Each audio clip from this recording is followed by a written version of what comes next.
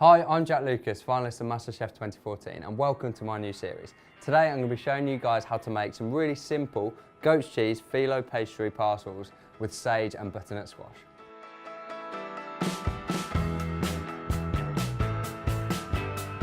So the main part of this filling is butternut squash. Now all I've done is I've taken the skin off, which is best done with a sharp or serrated knife, cut it into little cubes and roasted it in the oven. So salt, pepper, then olive oil, pop it into an oven at about 180 degrees for 30 to 40 minutes. You're after the bits that kind of have a bit of caramelization on them, because that is kind of sweetness. That's the bit that's going to taste amazing and is intense in flavour. So first things first, I'm just going to slice up some onions.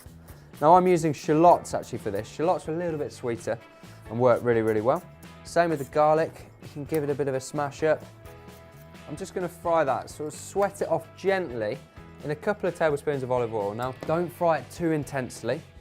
You want these to kind of be sweet and translucent and not kind of slightly burnt. And of course, always start it off with salt and pepper now, as this helps to kind of extract some of that moisture and get that caramelization going early on. So we'll add that in there and then sweat that off for maybe 5 to 10 minutes. So it's sticky and sweet and absolutely lovely. Then we're going to mix it in with everything else. Right, so now my onions are kind of lovely and caramelized and they've taken on a bit of colour. I'm going to add in a little bit of sage just to perfume it. So the rest of the filling involves butternut squash that's been roasted for about 40 minutes. Don't worry if it catches a bit, because all that is that's like the lovely sugars within. So make sure you get every last little bit into that. I'm going to add in my onions, garlic and sage. I'm going to add in some Parmesan cheese as well. Just grate in some of this. This just gives like a bit of a umami taste, which is kind of the thing that makes you want to go back and keep digging in. And then I'm going to add in some goat's cheese. Now this isn't an exact science, but if you would like the recipe, do check out the website, but just bear in mind the fact that butternut squashes vary in size and that sort of thing.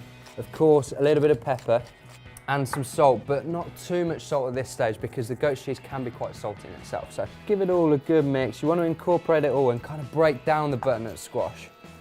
And you get this kind of lovely paste or filling, which is obviously what's going to be inside the pastry parcels. Okay, so the simple filling is done. Now all that's left is to pop it into some pastry. Now I'm going to take a couple of sheets and then I'm just going to cut them up. I just want to make some squares from which we can put the filling into the centre of. So take one of your sheets. Now at this point it's important to stick them together. If you just use one, it'll be too thin. With melted butter, that's all this is, just brush with a pastry brush quite liberally, which will help the next layer stick on top. So the next layer I'm going to pop at a different angle. So all we're going to do now is pop in a tablespoon of the filling or a good dollop into the middle.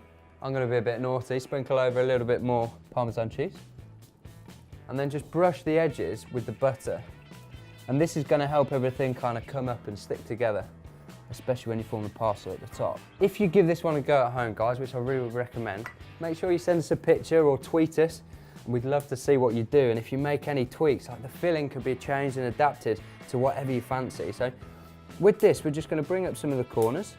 And all you're doing really is making it into a little parcel. You might need a little bit more melted butter at the top, just to help everything stick together. Pop it into your baking tray, a bit of melted butter around the outside, and that's it. It's as simple as that. So I'm just going to crack on making the rest of these. But if you're enjoying this video, don't forget, leave us a comment, give us a like, and subscribe to our channel for more ideas and recipes similar to this.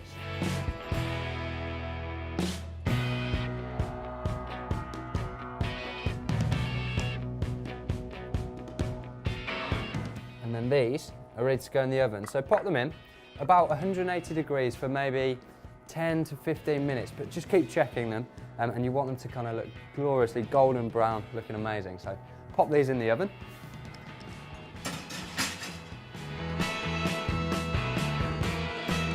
So they've come out of the oven, they're crispy, they're golden, they're crunchy on the outside, and I know they're going to be sort of juicy and amazing in the middle. Don't forget, guys, if this is making you salivate at home and you want to recreate it, make sure, if you do, send us your Instagram photos. So I'm just going to pop these on my little slate tray with a little bit of this crispy sage, just as a bit of a poncy garnish really. This is definitely not essential. And as well, just a bit of balsamic glaze. So this can be bought from any sort of supermarket. Drizzle that over the top. So there it is, the soft, gooey centre, cheesy, absolutely heavenly. I'm gonna go and eat this, but we'll see you again next time.